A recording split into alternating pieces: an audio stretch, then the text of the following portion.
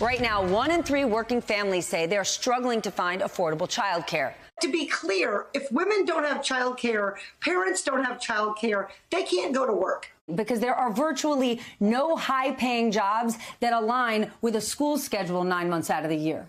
Childcare is a piece of infrastructure that gets parents to work, just like roads and bridges do. For the 27 million Americans who need childcare in order to work, it's a hefty expense. My childcare costs more than my mortgage. I am trying to find if I can do a combination of daycare at a different location, hiring in-person care, and starting my day much earlier to watch her. It's actually horrific.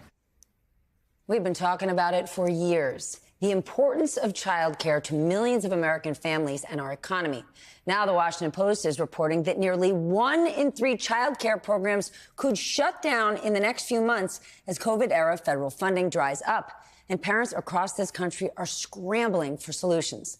Joining me now to discuss, Washington Post economic reporter Abba Badarai. This is such an important topic, okay? A ton of COVID relief money was designated to shore up the child care industry. So now that that money is running out, is it that all sorts of businesses just can't afford to stand on their own?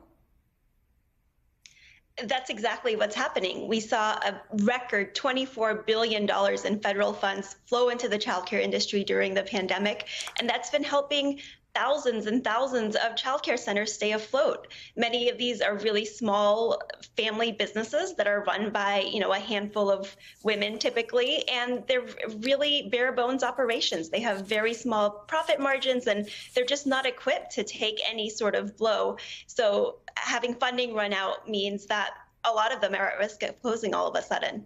Like how many? Give us an idea, and how soon could this happen? I mean, the school year is starting up. People need to get back to, it's huge.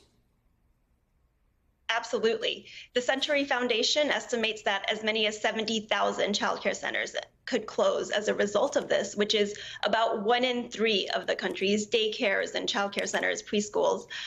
We're already starting to see some of that happen. The federal funding has been rolling off gradually. The last of it is running out at the end of this month, but we're already seeing many centers starting to struggle, maybe laying off employees or cutting back operations, and in some cases shutting down completely. But doesn't the government, or don't we just have to look at the math here? Because we have seen childcare and daycare centers increase their costs at a faster rate than inflation, and all sorts of families are saying they can't afford it. But the childcare centers have to increase their costs if they want to hire quality employees, which clearly they need for people who are going to take care of young children. So if the numbers don't work, if the business model doesn't work, does the federal government not have to take a close look at this? That is the fundamental issue at stake here. The numbers just do not add up. Parents are paying exorbitant amounts, and childcare centers are barely hanging on. They're barely able to pay a minimum wage to their workers. And so the math just doesn't add up without some sort of government funding. A lot of states are starting to scramble to see if they can help prop up some of the childcare facilities in their states, but it's still a far ways away, and we have a huge gap in this country when it comes to funding childcare. Could we actually see a whole bunch of parents in this country get forced out of the workforce again? Because if you don't have childcare, right, especially if your kids are under the age of 5, you really don't have a choice. You got to stay home. Absolutely. The fear is that women in particular, who have really helped with the pandemic recovery, who have really helped prop up the labor market and the U.S. economy in the last few years, could be forced out again. We're already hearing from women, particularly in frontline positions like nursing, hospitality, teaching, who are saying, if I don't have childcare, I can't get to work. And I am in a position where I have no other option but to quit my job so I can watch my children. And we already have teacher shortages. We have nursing shortages. When I read your piece, what stood out to me, you spoke to a mother who is a full-time surgical care nurse, right? This is not a low-paying job. And she said, I'm probably going to have to leave my job if I can't find childcare. How unique is her story, right? Because people often think, oh, it must be low-wage workers. It's waitresses. It's hospital. It's hotel workers. But it's not. These are college-educated people with white-collar jobs.